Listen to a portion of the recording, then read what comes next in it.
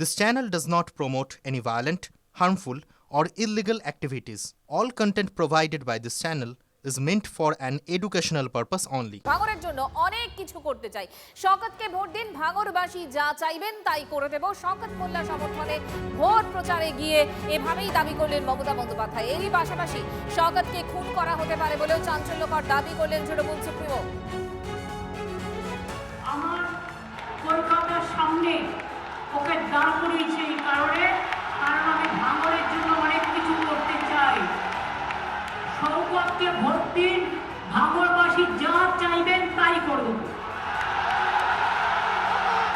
কারো কথা শুনবেন না, কোনো নির্দলকে একটিও ভোট দেবেন না। আর বিজেপির টাকা নিয়ে যারা গদ্দারি করে তাদের এই মাটিতে বিনাশ করুন, কবর দিন।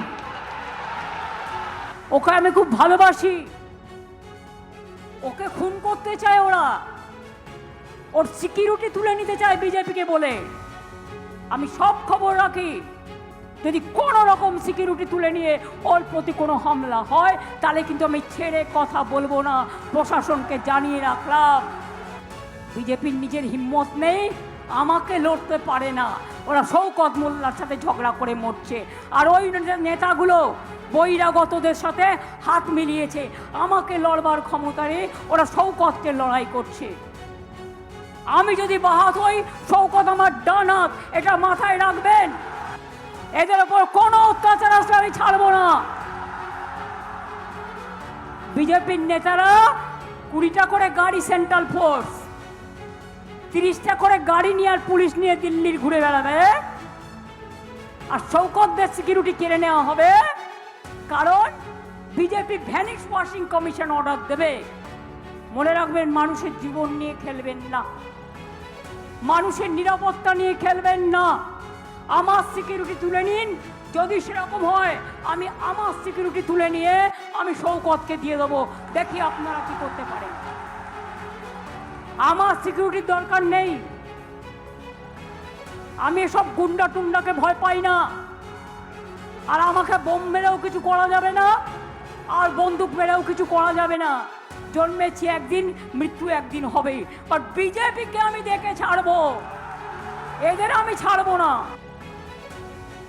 তৃণমূল সুপ্রিমো মমতা বন্দ্যোপাধ্যায়ের বক্তব্য আপনাদেরকে শোনাচ্ছিলাম। প্রচারে এই মুহূর্তে ঝড় তুলছেন তিনি, এবং ভাঙরে তিনি শওকত মোল্লার সমর্থনে যখন প্রচার করছিলেন তখন কোন কথাগুলো তিনি বললেন।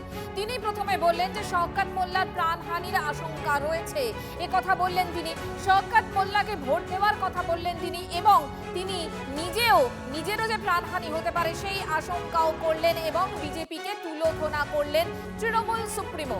ভাঙরের জন্য অনেক কিছু করতে চান তিনি, এ কথাও আরেকবার মনে করিয়ে দিলেন ভাঙরবাসীকে, এবং সে কারণেই শওকত মোল্লাকে ভোট দেওয়ার কথা বললেন মমতা বন্দ্যোপাধ্যায়। পাশাপাশি মনে করিয়ে দিলেন, বললেন যে শওকতকে খুন করা হতে পারে, এই চাঞ্চল্যকর দাবি করলেন তৃণমূল সুপ্রিমো। এই মুহূর্তে বিজেপি সাংসদ রাহুল সিনহা আমাদের সঙ্গে রয়েছেন। রাহুল বাবু, মমতা বন্দ্যোপাধ্যায় তিনি ভাঙরে যখন প্রচারে গেছেন তখন তিনি বলছেন হচ্ছে যেরকম ভোট চাইছেন সেটা চাইছেন, তার সঙ্গে সঙ্গে তিনি বলছেন যে শওকত মোল্লাকে খুন করা হতে পারে, প্রাণহানির আশঙ্কা রয়েছে তার, এবং তীর বিজেপির দিকে। আপনার প্রতিক্রিয়া। দেখুন, শওকত মোল্লা নিজেই তো খুন করে বেড়ায় আর খুন করিয়ে বেড়ায়, এই অভিযোগ তো তৃণমূলের লোকেরা করছে। অতএব তৃণমূলের গোষ্ঠীদ্বন্দ্বে যদি কেউ কিছু করে সেটা তৃণমূলের অন্দরের ব্যাপার, কিন্তু আমরা খুনোখুনি চাই না। আমরা যেখানে জানি মানুষ আমাদেরকে সমর্থন করছে, বাংলায় পট পরিবর্তন হচ্ছে, তখন খুনোখুনির রাজনীতিতে বিজেপি বিশ্বাসও করে না, যেতেও চায় না। রক্তের বিনিময়ে কোনোভাবেই ক্ষমতা দখল বিজেপির উদ্দেশ্য নয়। আপনার কি মনে হয় যে কেন খুন করা হতে পারে শওকতকে, এই কথাটা হঠাৎ বললেন কেন তৃণমূল? তারা দেখছে যে জেতার সম্ভাবনা নেই, কারণ ওর পার্টি ভাঙিয়ে আরামুল চলে গেছে উল্টো দিকে। অতএব নিজেদের পার্টির দলীয় কোন্দল, সেই কারণের জন্য। আর শওকত ক্যানিং থেকে এসে এখানে এসে ঢুকেছে অনুপ্রবেশকারী, যে কারণে এখানে হালে পানি পাচ্ছে না, যার জন্য শওকতকে জেতাবার জন্য সেন্টিমেন্ট একটা তৈরি করার চেষ্টা করছে, যেটা গতবার উনি পায়ে ব্যান্ডেজ বেঁধে সেন্টিমেন্ট তৈরি করেছিলেন আর ভোটের প্রচার শেষের পরেই খুলে ফেলেছিলেন। ঠিক তেমনি এখানেও মৃত্যুকে সামনে রেখে উনি ভোট নিতে চাইছেন। অতএব এর থেকে বোঝা যায় অবস্থা কতটা খারাপ। নইলে মানুষকে চেষ্টা করা এর চেয়ে বড় আর অমানবিক কাজ হতেই পারে না।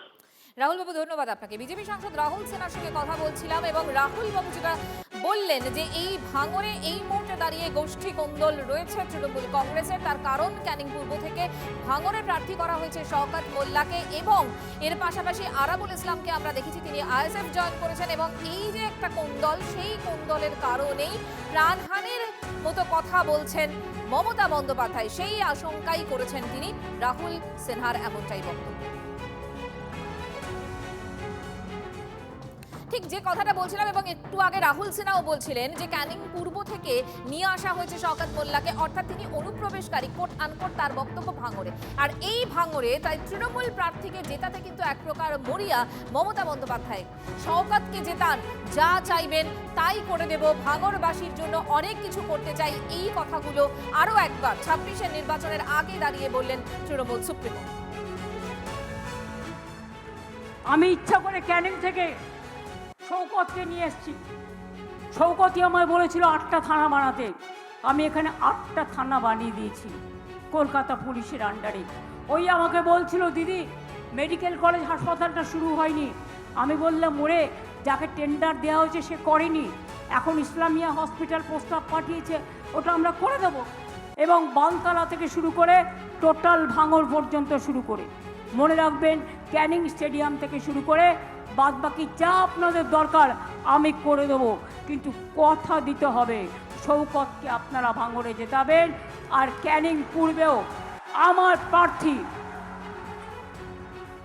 বাহাদুরকে জেতাবেন, এটা আমায় কথা দিতে হবে।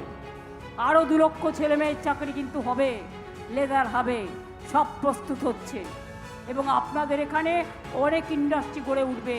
নিশ্চিন্তে থাকুন, আমাকে যেভাবে শওকত বলবে বাহাদুরকে নিয়ে আমি সেইভাবেই কাজ করব। আমি সবসময় অ্যাকসেপ্টটা গ্রহণ করতে ভালোবাসি, চ্যালেঞ্জটাকে গ্রহণ করতে ভালোবাসি। আমার রাজনৈতিক জীবনে আমি অনেক কঠিন পরিস্থিতির মোকাবিলা করে এসেছি, আর এটা আমার কাছে একটা সহজ বলে আমি মনে করি, এটা আমি কঠিন বলে মনে করি না। কারণ আমার অপোজিশনে যে দলটা আছে এই দলটা খুবই দুর্বল, এই দলটা কোনো রাজনৈতিক দল বলে আমি মনে করি না। তাই ভাঙড়ের মাটিতে তাকে যে হারাবো, অলরেডি তাকে আমি হারিয়ে ফেলেছি বলে আমার অন্তত মনে হয়েছে। আর আজকে দিদি তার সার্টিফিকেটটা দিলেন, এটা আমার কাছে অনেক বড় পাওনা। আমার কথাটা আজকে দিদি বলে দিলেন যে আগামী দিনে ভাঙড়ের উন্নয়নের স্বার্থে ভাঙড়ের মানুষ তৃণমূল কংগ্রেসকে জেতাবে এবং তারা যেটা চাইবে সেটা দেব। এটা আমার রাজনৈতিক জীবনের সবচাইতে বড় পাওনা বলে আমি মনে করি। আমি দিদিকে লাখো কোটি প্রণাম জানাই। ভাঙড় তো জিতবো, আর ক্যানিংও লক্ষাধিক ভোটে হারাবো। ভাঙড়ের মানুষ যে কথা বলছে তৃণমূল কংগ্রেস জিতছে, ক্যানিংয়ের মানুষও বলছে তৃণমূল কংগ্রেস জিতছে।